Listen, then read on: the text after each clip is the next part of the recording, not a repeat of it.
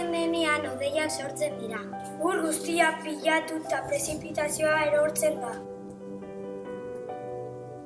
Beste zati bat lurrean barna iragaziko da, eta lur azpiko urak eratuko ditu. Eta ura itsaso eta lakuetara iritsiko da.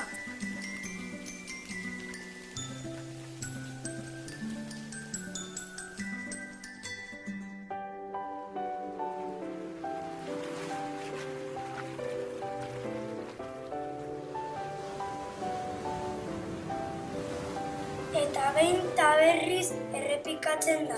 Horregatik uraren zikloa deitzen zaio.